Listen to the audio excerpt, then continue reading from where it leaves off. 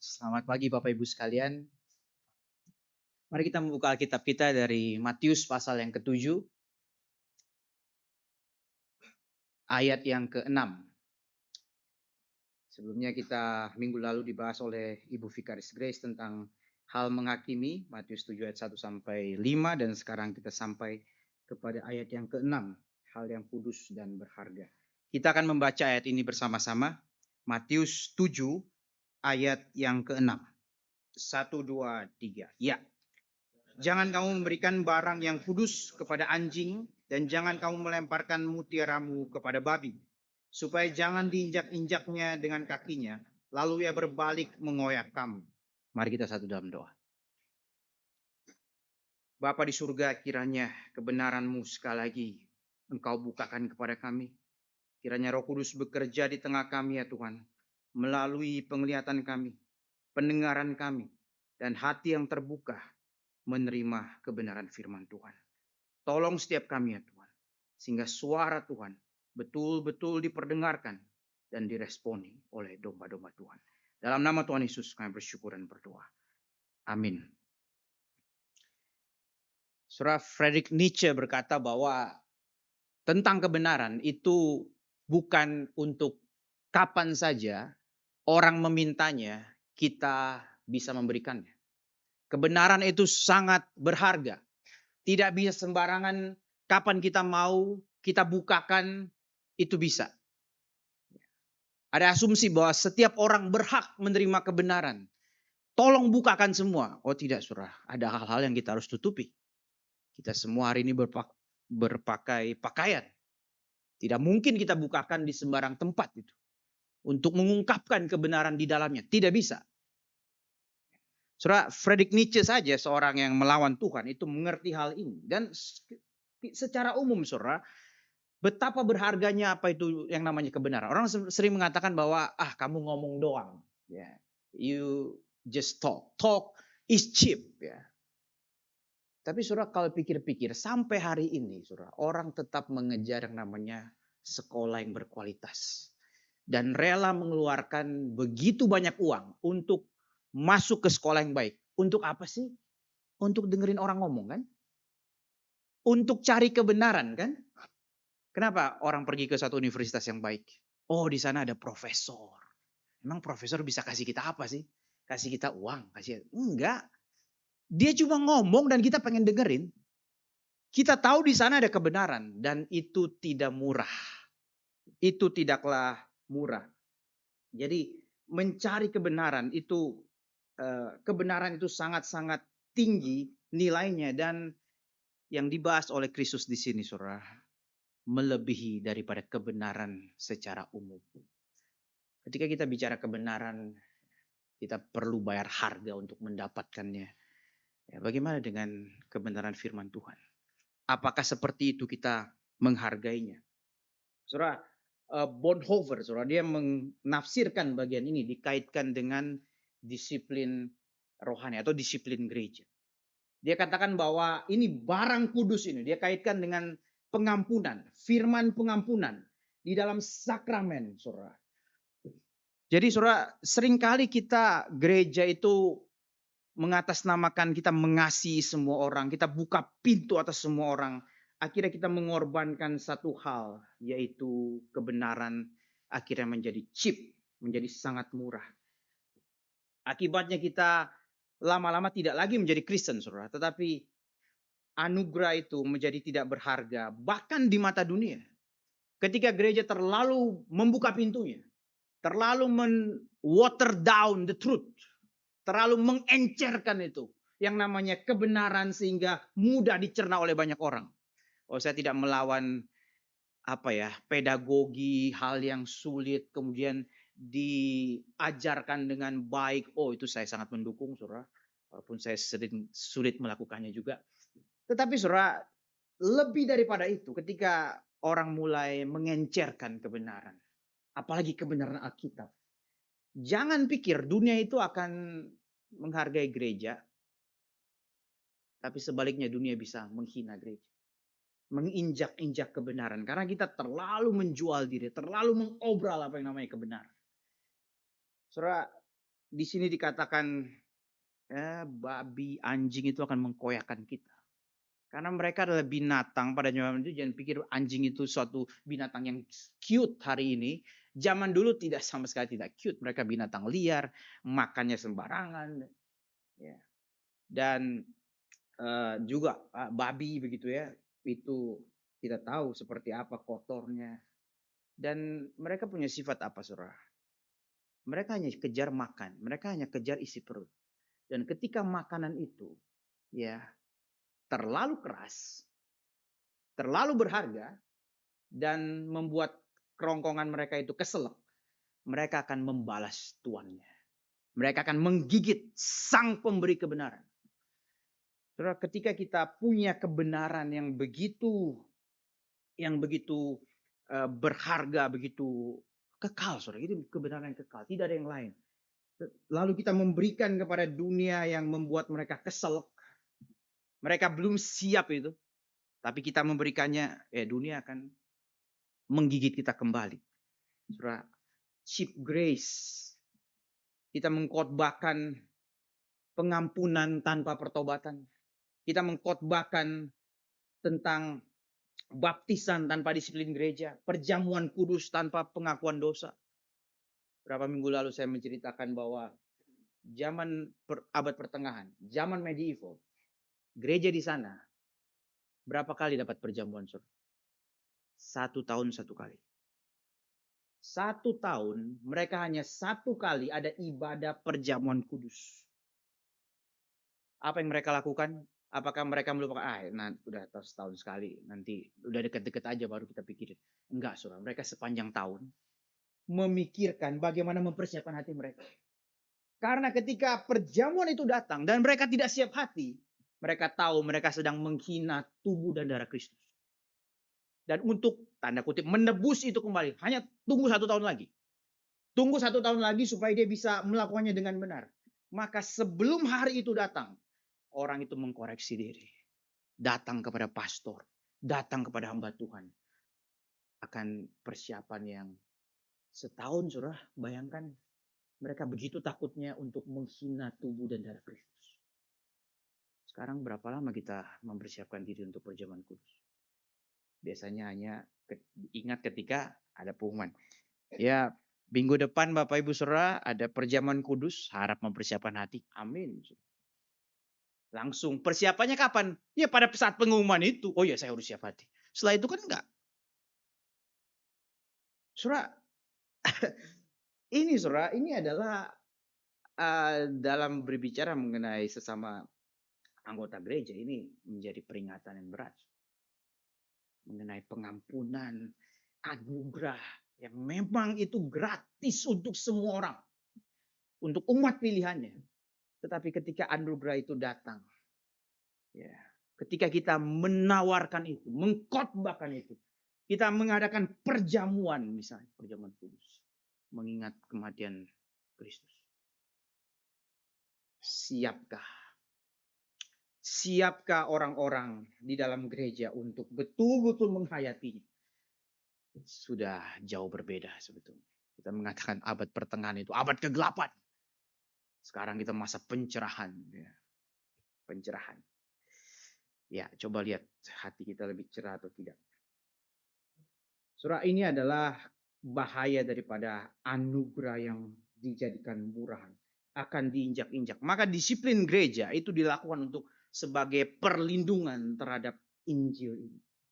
Kita itu memagari meja Tuhan yang penuh pengampunan itu. Maka Bonhoeffer katakan Matius 7 ayat 6 ini memerintahkan gereja untuk menutup pintu sakramen untuk mengampuni dosa itu bagi mereka yang menolak untuk dimuridkan Tuhan. Anggota gereja, pengunjung gereja yang menolak dimuridkan. Saudara, kita harus melindungi. Kita harus melindungi anugerah ini, pengampunan, berita keselamatan ini. Lebih baik tidak perlu diperdengarkan kepada mereka. Wah, saudara, ada satu ayat yang menakutkan, saudara, di dalam Markus. Dari waktu itu Tuhan Yesus berkata, bicara tentang perumpamaan, begitu ya. Dia sedang mengajar, kemudian dikatakan begini, saudara. Kepadamu telah diberikan rahasia kerajaan Allah, tapi kepada orang luar segala sesuatu disampaikan dalam perumpamaan. Ya, ada yang mengatakan, wah Yesus itu kenapa pakai perumpamaan? Sama seperti kita berkhotbah harus pakai ilustrasi supaya mereka mengerti. Ternyata enggak, saudara, dalam hal ini perumpamaan itu apa yang Yesus katakan? Supaya sekalipun melihat, mereka tidak menganggap. Sekalipun mendengar, mereka tidak mengerti. Supaya mereka jangan berbalik dan mendapat ampun. Saudara pernah mendengar Tuhan Yesus ngomong seperti ini? Kenapa Tuhan Yesus memberikan perumpamaan? Kita tahu, kita pikir, oh ya supaya mereka mengerti, terima Tuhan, masuk gereja, gereja lebih rame begitu. Wah saudara, Yesus nggak perlu gereja yang penuh, saudara. Yesus nggak perlu gereja yang penuh. Yesus katakan jelas di sini, tujuan dia berkhotbah di sini adalah supaya yang mendengar tidak menganggap. Supaya mereka tidak mengerti. Wah, saya jarang dengar orang ngomong mengkhotbahkan tentang bagian ini dalam yang dikhotbahkan oleh Kristus ini. Billy Graham, saudara, kita tahu dia penginjil paling besar begitu. Abad ke-20, pendeta Stephen Long katakan dia penginjil tersukses sepanjang sejarah. Billy Graham menurut Patong. Ya kemana-mana pasti datang orang itu. Ya.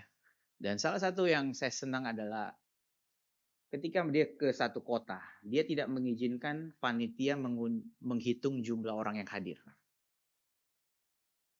Ya, yang masuk di koran, masuk di media, berapa yang hadir, itu adalah angka perhitungan kepolisian setempat.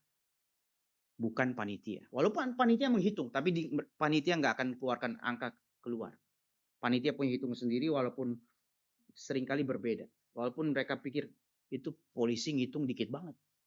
Perhitungan kita banyak loh ini. Sampai 10.000, 20.000. Kenapa itu cuma 15.000 misalnya? Mereka tetap diam. Biarkan. Karena bagi Billy Graham, apa sih itu angka? Saya nggak larang kita. Berapa yang hadir? Ada reportnya. Bentuk pertanggungjawabkan. Fine. Begitu ya. Salah juga kalau kita itu sama sekali tidak menghiraukan. Tetap angka itu ada kejujurannya sendiri. Ya. Lihat grafik menurun ya kita perlu was-was. Ini kenapa ini? At least membuat bertanya. Memang angka itu nggak absolut, saudara. Ya, bisa saja kan misalnya nih Gary Depok dari tahun 2026 sampai 2027 makin menurun grafiknya begitu. Ya. Kita kan nggak bisa bilang wah ini udah nggak benar nih pendetanya begitu kan. Siapa tahu Pak Tama memang misalnya khotbahnya itu makin keras begitu ya. Nggak salah begitu. Makin keras dan orang makin nggak mau dengar begitu. Nggak mau dengar bukan salah Pak Tamanya tapi ya salah yang nggak mau dengar gitu kan. Angka memang bisa tidak segalanya tapi tetap bisa kita pelajari gitu ya. Dan Billy Graham ketika ditanya gitu ya di akhir ini seperti terakhir dia sudah meninggal terus ada kesempatan jurnalis mewawancara dia ditanya kalau kamu punya gereja kalau kamu kembali ke masa muda dan kamu karena dia nggak punya gereja sampai dia tua begitu ya. Dia hanya menjadi jemaat biasa di satu gereja dan dia pun nggak terlibat pelayanan apa-apa di gereja lokal dia. Dia cuma duduk dengar firman pulang. Ya, itu Billy Graham. Billy Graham, kalau seandainya kamu diberikan kesempatan mendirikan sebuah gereja, gereja seperti apa yang kau mau? Nah, ini ditanya seorang yang sudah sukses tanda kutip mengumpulkan massa begitu banyak. Billy Graham menjawab, saya akan meniru Kristus. Yang setiap minggu itu, setiap hari, intens ketemu 8 orang, 10 orang, 12 orang. Saya akan fokus kepada orang-orang ini. Itu jawaban Billy Graham. Dan itu cukup menggugah begitu ya. Karena kita di tengah-tengah, saudara saya nggak menolak kita menjangkau sebanyak mungkin. Itu harus lah saudara ya. Tetap harus begitu. Tetapi lihat di sisi yang lain. Di tengah-tengah gereja yang begitu mudahnya didirikan hari ini. Cabang ini, cabang itu. Bikin di mall di mana. Lu ngapain sih? Ya. Atas namamu menjangkau dunia begitu ya. Jangkau dunia atau saingan sama yang lain begitu. Banyak-banyakan jumlah, sombong-sombongan begitu. Apakah dia ngerti? Dia ngerti rahasia kerajaan Allah. Itu bukan buat diobral. Siapa yang mau setia memberitakan tanpa kompromi? Saudara, kenapa gereja banyak hancur ya? Karena ini, saudara. Kita baca tadi. Kita baca ayat 6 itu. Ya. Supaya jangan diinjak-injaknya dengan kakinya, lalu ia berbalik mengoyak kamu. Saudara sadar tidak? Gereja sudah dikoyak begitu sekian lama. Dan salah satunya karena ini. Cheap grace. Kita terlalu menggampangkan gereja. Sehingga itu menjadi, kita diinjak begitu. Kita diinjak-injak. Ya, kita membiarkan, kita takut generasi selanjutnya itu tidak menerima ibadah kita, tidak menerima cara kita mengajar. Oh, kita gimana caranya supaya dia mendengarkan? Oh, kita pendekin khotbah misalnya. Kita kasih lagu-lagu yang mereka mau begitu. Nanti pas mereka udah tua, ya, mereka yang menjadi majelis, jadi pengurus, ya gereja udah berubah itu. Cara mengkoyakannya begitu. Salah satunya. Maka ini peringatan yang keras bagi kita, saudara. Di dalam bagian ini, saudara, kita ada sesuatu yang aneh. Sebelumnya kita ditegur supaya jangan menghakimi dengan sembarangan, jangan punya double standard dan sebagainya. Tapi setelah itu langsung ya kita seperti disuruh menghakimi begitu ya, atau discerning something. Ya, kita diminta untuk discern sesuatu. Ya, dan ini tidak bisa kita abaikan, saudara. Sebelumnya kita dikatakan jangan menghakimi, tapi setelah itu Yesus langsung ngomong tentang babi dan anjing. Bagaimana kita tidak menghakimi dalam hal ini? Ya, ini adalah mengenai pembedaan, spiritual discernment. Ini harus ada, spiritual discernment. Orang terlalu membuat kebenaran itu menjadi murah, saudara. Ada satu cerita yang saya sudah pernah cerita begitu ya. Ini George Patrick, saudara. Dia hamba Tuhan yang besar. Dia itu di satu pesawat begitu ya. Dia sedang mempersiapkan khotbah. Begitu. Ya, dia tulis-tulis di kertas. Wah, itu berantakan di mana-mana. Orang sampingnya katakan, kamu kerja apa sih? Ya, saya pendeta. Pendeta sibuk kayak begitu. Ngapain begitu? Agama dari dulu mah sama begitu. Ajarin aja tentang kasih, ajarin aja tentang ya lakukan kepada orang lain apa yang kamu mau orang lakukan kepadamu. Udah itu aja intinya begitu. Terus pendetanya bilang apa? Pendetanya bilang, dia nanya balik. Oh, Bapak kerjanya apa? Oh, saya profesor dalam bidang astronomi. Terus pendetanya bilang, oh, astronomi. Sama dari dulu astronomi. Intinya cuma satu, Pak. Twinkle, twinkle, little star. Gitu ya. Wah, saudara, ya seperti itulah orang melihat banyak kekristenan yang kita presentasikan itu. Ya, agama Kristen begitu aja. Begitu. Selevel, pokoknya mengasihi, buka pintu dan sebagainya. Kamu dosamu diampuni, Tuhan mengasihimu gitu ya. Terlalu akhirnya diinjak-injak. Ya, kita diinjak-injak. Maka Yesus mau kita itu mempunyai kedalaman di sana. Punya kedalaman di dalam memperjuangkan kebenaran kerajaan Allah dan di dalam gereja yang Tuhan percayakan kepada kita. Ya, jangan takut, saudara. Jangan takut kita itu lebih sedikit dari yang lain. Karena bukan itu intinya. Ya, saya juga nggak katakan, oh kita bikin kaum elit eksklusif lalu menolak yang lain. Saya juga nggak katakan itu. Itu menjadi Farisi jadi. Ya. Tapi kita mesti balance di sini. Kita mesti balance di sini. Kita tidak bisa membuka pintu lebar-lebar untuk orang sembarangan keluar masuk. Ya, salah satu daya tarik dari pendeta Stephen Tong adalah ketegasan dia. Mama papa saya itu ya cukup tua dan masih mengingat waktu mereka muda ikut di kebaktian dari pendeta Stephen Tong, itu ada orang jalan-jalan langsung ditegur sama Pak Tong begitu ya. Sekarang sih udah nggak begitu ya. Tapi dulu itu yang terkesan begitu. Jadi dulu orang tua saya sudah lama tidak ikut kebaktian Pak Tong begitu. Tapi itu yang mereka ingat dari mereka muda. Pendeta ini sangat menghargai kebaktian. Sangat menghargai kebaktian. Saudara, saya asal dari Manado, dari Tondano, saudara. Dan pendeta Stephen Tong pernah bercerita itu tahun 70-an. Dia banyak KKR di sana dan dia katakan salah satu KKR dia yang paling dia rasakan, paling Tuhan sertai, itu ada di lapangan Klabat di Manado. Dia karena waktu itu setelah minggu itu dia KKR begitu. Banyak itu kafe, bar, diskotik itu jadi nggak laku. Sudah. Itu salah satu tanda kebangunan rohani sejati. Sudah. Banyak tanda yang lain, tapi ini salah satu gejala yang baik. Pendeta Stephen Tong itu cerita ya. Dia dulu kan humas itu mana ada sosial media, internet nggak ada. Telepon pun, handphone pun orang nggak pegang. Cara humasnya bagaimana? Itu pakai mobil pickup, terus orang pakai toa keliling daerah itu. Ya, nanti malam ada kebaktian Stephen Tong kayak begitu, saudara.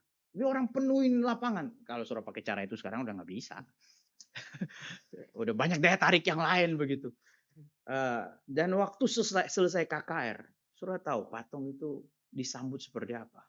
Saudara tahu artis ya, yang konser begitu, kalau konser penyanyi rock begitu dia suka mosing, saudara tahu mosing ya?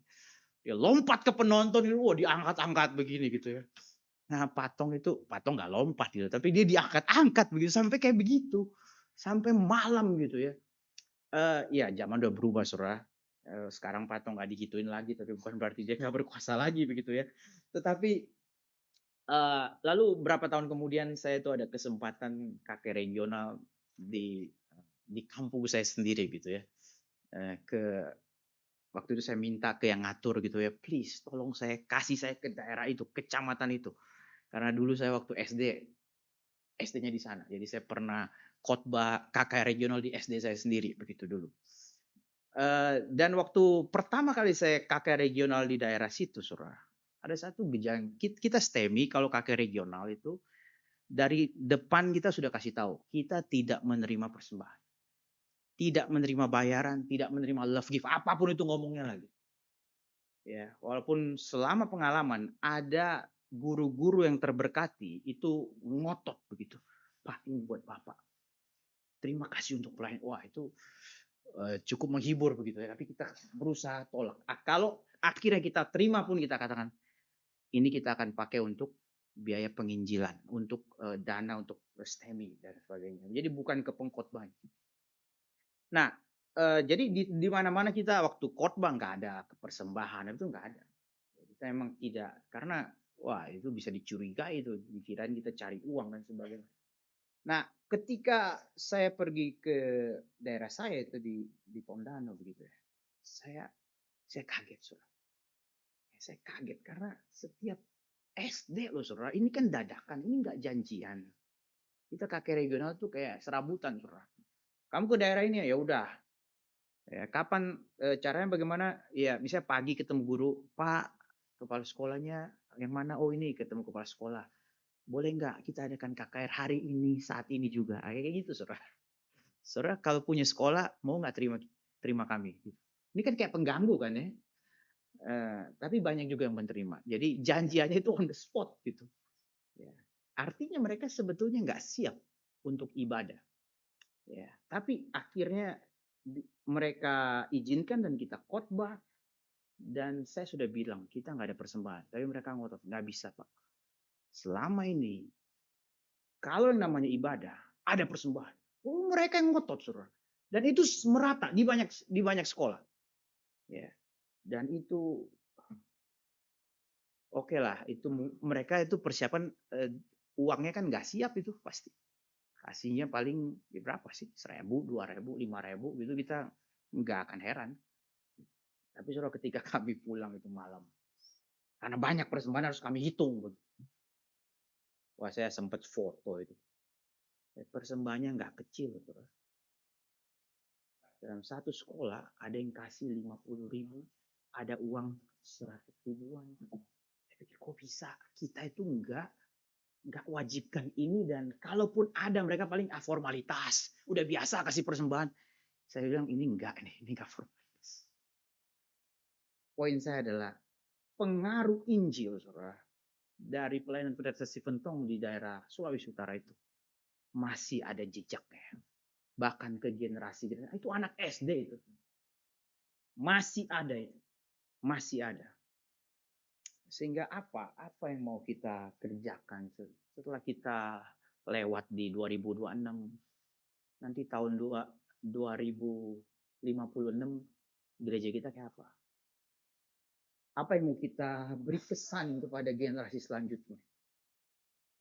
Apakah kita memberikan kesan gereja kita itu lebih apalah, lebih friendly kah, atau lebih apa, saudara? Lebih nggak mau bosenin atau gimana? Apa yang kita perjuangkan? Apa kita memperjuangkan kebenaran ini? Kebenaran yang tidak murah. Apakah kita sungguh-sungguh menjaga barang kudus ini? Barang kudus ini. Sehingga kita ke tempat yang lain, saudara, kita lihat tentang hal apa yang disebut dengan kondisi hati manusia. Saudara, di dalam konteks saat itu, saudara, kenapa dipakai anjing, kenapa pakai babi? Ya karena memang kita tahu tumbuhan, binatang, dan manusia itu punya level persepsi yang berbeda. Ya, tumbuhan itu mungkin bisa merasakan cahaya, tapi dia tidak punya kesadaran. Binatang itu bisa lapar, ya, tapi dia nggak punya yang namanya sense, pengertian yang berkembang, hati nurani itu nggak ada. Begitu ya. Yang punya moralitas itu binatang nggak punya. Yang punya itu hanya manusia. Tapi lebih lagi, yang punya pengetahuan tentang kasih karunia Allah itu hanyalah manusia yang sudah dilahirbarukan. Manusia yang sudah diberikan anugerah oleh Tuhan. Sehingga ini level-levelnya, saudara. Nah, di sini Yesus bukan mau mengatakan bahwa kamu naturnya babi. Kamu enggak, ya. Yesus katakan bahwa ya mereka manusia begitu. Ya. Ini babi dan anjing di sini manusia, tapi level spiritualitasnya level binatang. Binatang tuh punya keterbatasan. Yang semua kita tahu. Dia hanya tahu bagaimana mengisi perutnya. Nah, Yesus mau mengatakan bahwa kepada orang-orang ini, kepada orang-orang yang tidak mengerti kebenaran, yang belum dilahirbarukan, yang bahkan tidak peduli kepada berita kelahiran baru ini, berita Injil, bahkan mereka menghinanya, mereka levelnya itu spiritualitasnya itu spiritualitas babi, spiritualitas anjing. Artinya kamu nggak bisa apa-apain mereka. Maka jangan kasih mutiara itu kepada mereka. Oh, saudara, dalam zaman itu sendiri pun dia di depan Pilatus, apa yang Yesus lakukan? Pilatus ngomong apa-apa, dia cuma diem, saudara. Yesus diem aja, nggak banyak ngomong. Percuma. Kepada murid-muridnya, dia pernah berkatakan kepada orang Farisi yang buta, menuntun orang buta itu, Yesus katakan apa kepada muridnya? Biarkan mereka, tinggalkan mereka. Yesus tidak meminta para murid untuk mempertobatkan mereka. Enggak. Jadi ada orang-orang tertentu memang ya, yang Yesus tidak minta kita mempertobatkan mereka. Nah, para bapak gereja itu membedakan antara anjing sama babi. Ya, Agustinus katakan babi itu just nggak peduli kebenaran, tapi dia tidak menyerang. Tapi kalau anjing selain menghina kebenaran, dia menyerang kita. Sehingga ya kita juga menemukan ada dua jenis orang itu. Ada yang cuek, nggak peduli kebenaran, firman Tuhan apa, dia nggak menghargai, just ini apa sih? Tapi dia nggak menyerang kita. Tapi ada juga yang pelajari, bahkan mereka mungkin baca Alkitab, tapi menyerang kita. Ya. Nah, kepada orang-orang seperti ini, please, ya, jangan berikan mereka barang berharga. Ya. Itu kepada orang luar. Tadi saya sudah berikan bahas sedikit tentang orang dalam yang sudah masuk ke gereja. Aplikasinya apa tadi? Aplikasinya jangan menawarkan Injil tanpa pertobatan.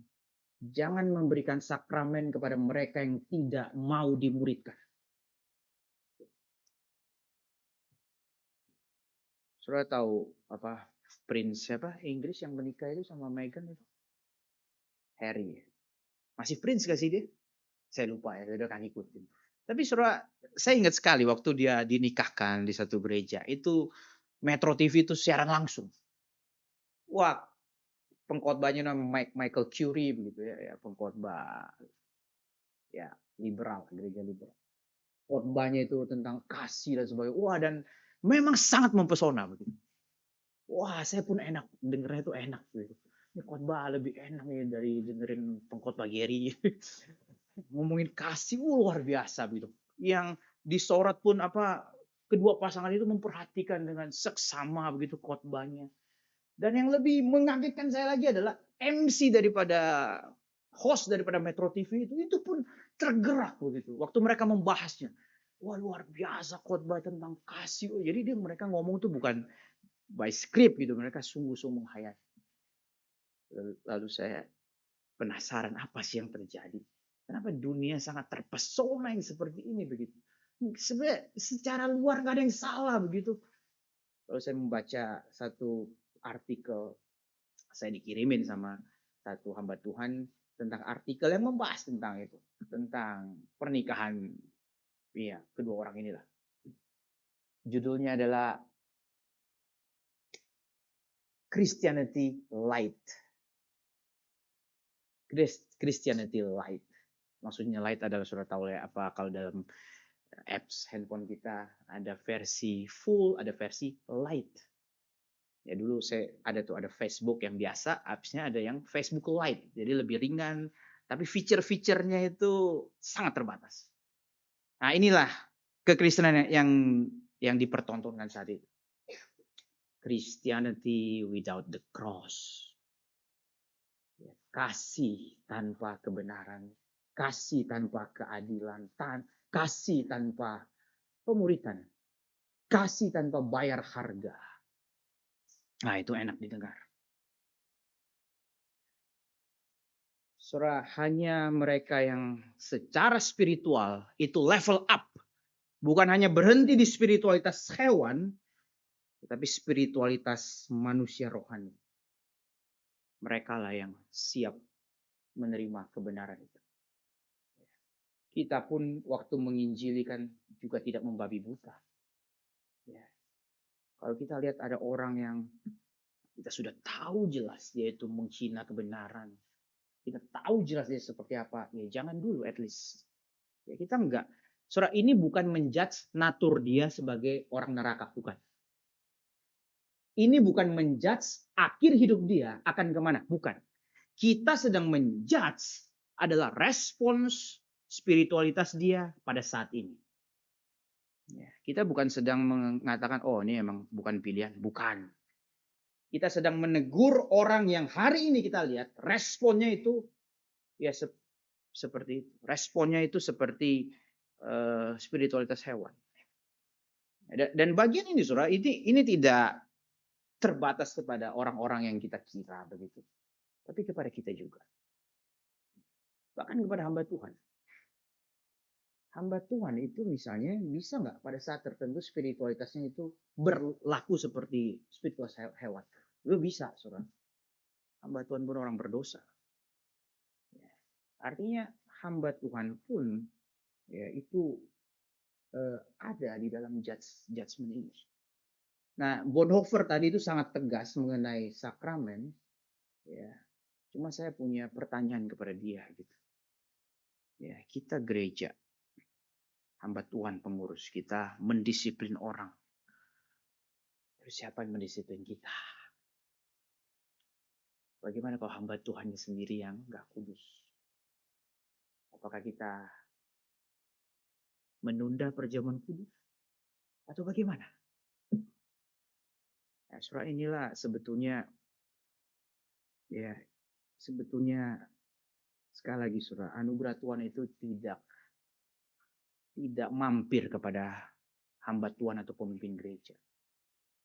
Ya, harusnya kita tahu bahwa anugerah Tuhan itu berdiri sendiri, kita hanya alat. Ya, dan kadang-kadang Tuhan memakai alat yang bahkan sering sih sebenarnya, ya, alat yang bukan tongkat yang lurus.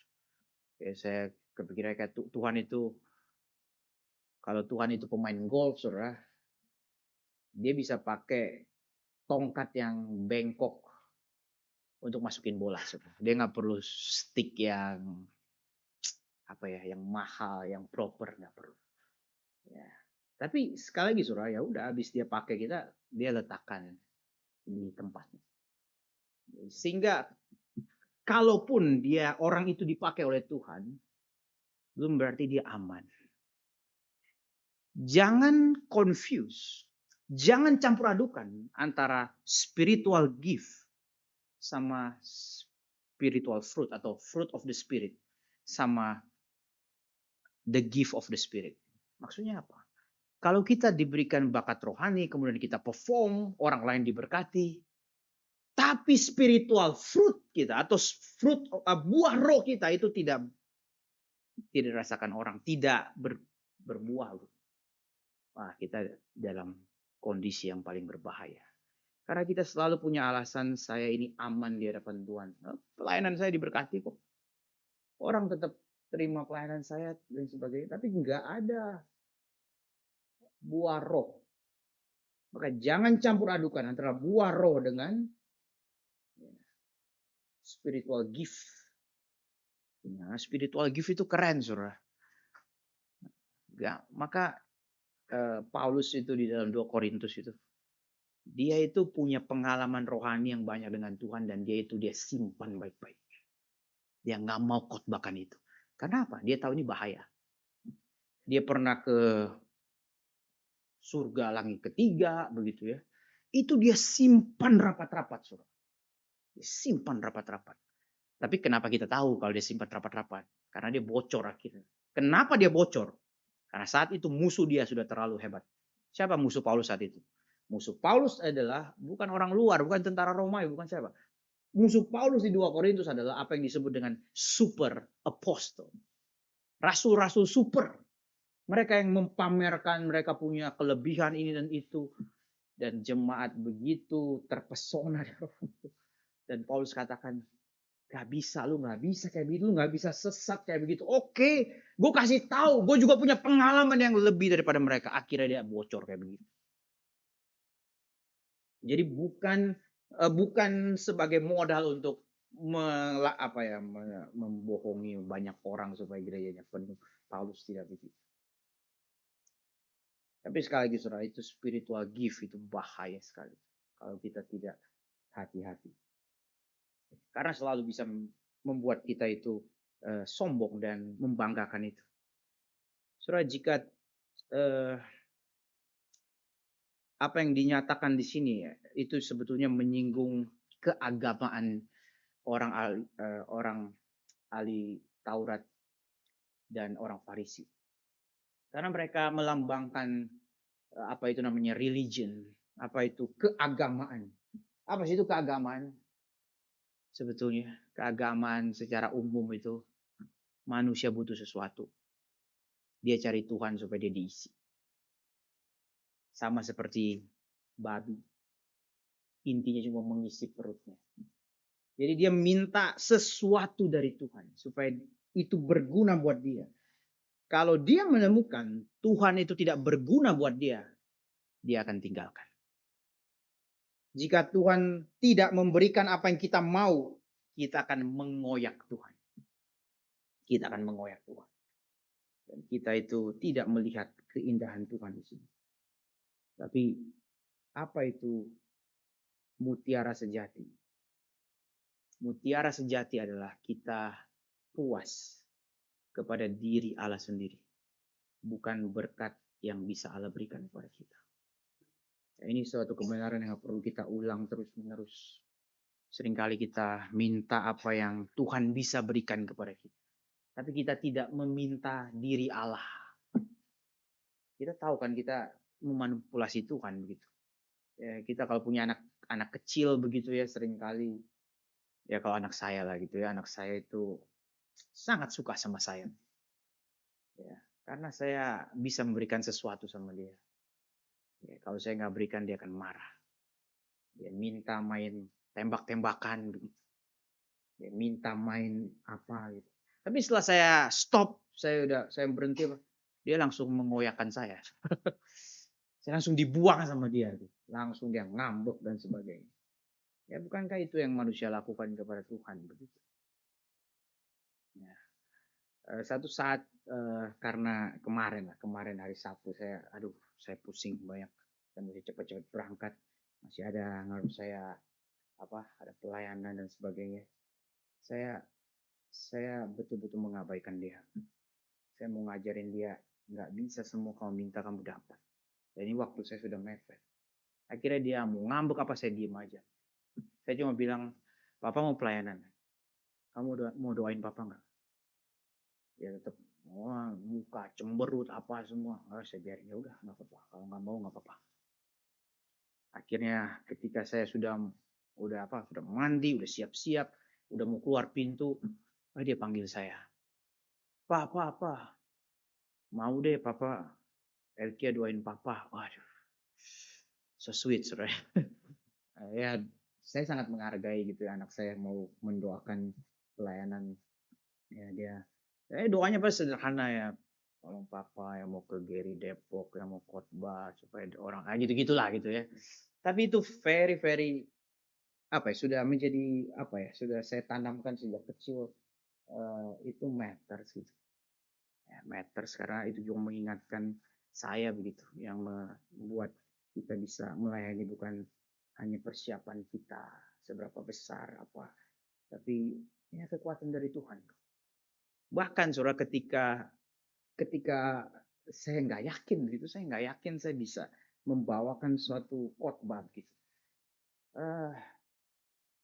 Ya hanya bergantung kepada Tuhan yang sanggup membuat kita itu akhirnya bisa berjalan. Sehingga kita perlu menuju kepada suatu transformasi. Ya, ketika kita lihat ironis bahwa Allah itu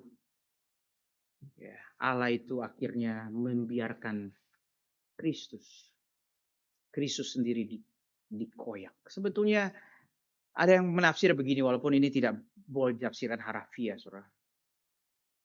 Sebetulnya orang yang paling pertama melanggar prinsip ini adalah Kristus sendiri. Karena dia adalah mutiara ilahi yang paling berharga. Kenapa dia perlu datang ke dunia ini? Kenapa dia perlu datang ke binatang-binatang seperti kita?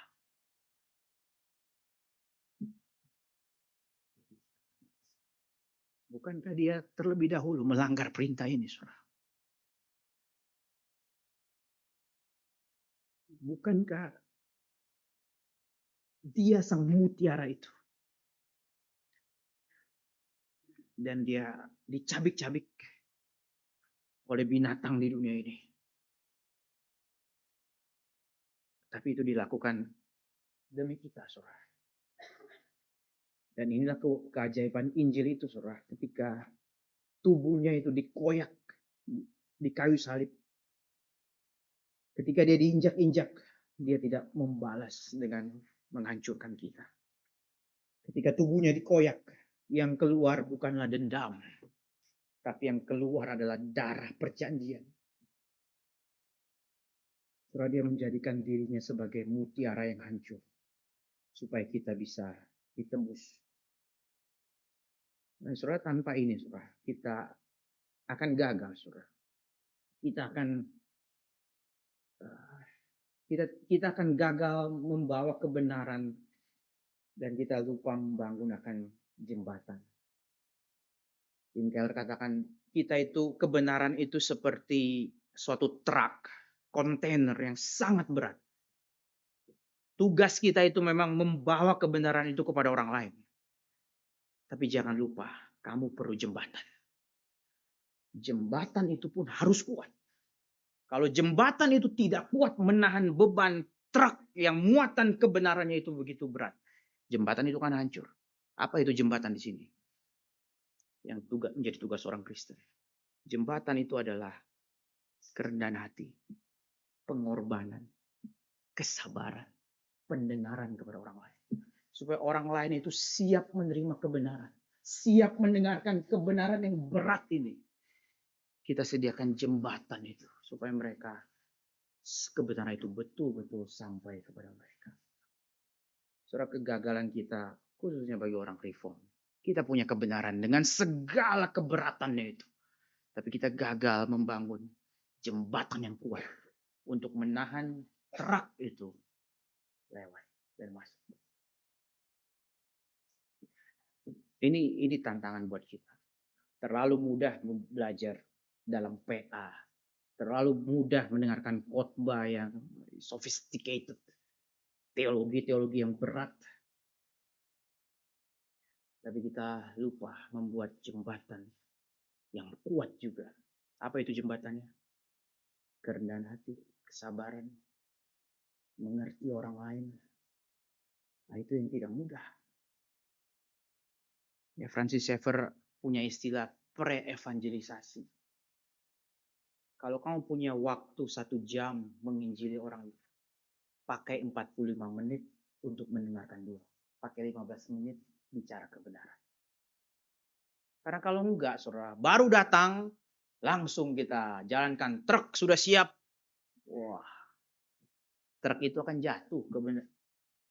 Jembatan itu belum kita bangun. Tapi keindahannya, saudara, apa yang Allah lakukan bagi kita. Yesus adalah mutiara. Kebenaran itu yang paling berat. Tapi dia juga adalah jembatannya. Dia juga menjadi jembatannya. Dia bukan hanyalah kebenaran itu. Dia juga selain bicara kebenaran. Dia memberikan kebenaran kepada manusia berdosa.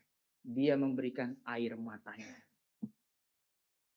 Kalau kita tidak mengikuti, kita tidak mengerti apa yang Yesus lakukan kepada kita. Kita hanya akan memberikan kebenaran. Kita nggak tahu cara memberikan air mata kepada orang lain. Dan kiranya kita mengerti keindahan Kristus di situ. Keindahan Kristus di sini. Apa sih yang Yesus lakukan bagi kita? Ya, ada seorang veteran yang tua. Di masa tua, ya, tentara veteran ini itu ditangkap oleh polisi karena dia berbuat kriminal. Tapi ketika polisi itu menangkapnya, ya, dia dipukul dan sebagainya. Ketika dia didekati oleh polisi yang mau menghukumnya, polisi melihat bahwa di balik dasinya itu ada Medal of Honor. Dia pernah mendapatkan penghargaan Medal of Honor puluhan tahun yang lalu. Ketika mereka tahu itu, semua polisi langsung begini, langsung hormat. Tadinya memukul, memborgol, menghukum, sekarang mereka langsung hormat kepada dia. Karena ada Medal of Honor tersemat di hati dia. Yaitu hasil pekerjaan dia sendiri di masa lampau. Tapi saudara, di masa lampau ada hasil pekerjaan orang lain yang disematkan kepada kita. Yaitu pengorbanan Kristus. Menjadikan kita anak yang dikasihinya. Kita ada ini. Dicap kepada kita. Sehingga kita tidak perlu dipukul dan dihancurkan. Saudara, inilah keindahan Kristus. Kiranya keindahan Kristus terus mengikuti kita. Mengejar hati kita. agar kita sungguh-sungguh membawa kebenaran itu ke dunia ini. Mari kita berdoa. Bapa Surgawi, kami bersyukur ya Tuhan karena Engkau sendiri pernah menjadi mutiara yang diinjak-injak, dicabik-cabik bagi kami. Kamilah orang-orang yang mencabik-cabik kebenaran. Kamilah orang-orang yang tidak menghargai kebenaran. Kamilah orang-orang yang tidak peduli kepada kebenaran. Tapi kami bersyukur ya Tuhan, hati kami bukan ditundukkan hanya oleh kebenaran, tapi oleh air mata Kristus, oleh pengorbanan Kristus, oleh darah Kristus, darah perjanjian. Kami bersyukur ya Tuhan, Engkau tidak membalaskan dendam kepada kami, tapi memberikan pengorbanan, cinta kasih yang terus-menerus kami terima sampai hari ini. Tolong kami ya Tuhan semakin menghargai kebenaran dan keindahan dari Kristus. Di dalam nama Tuhan Yesus kami berdoa.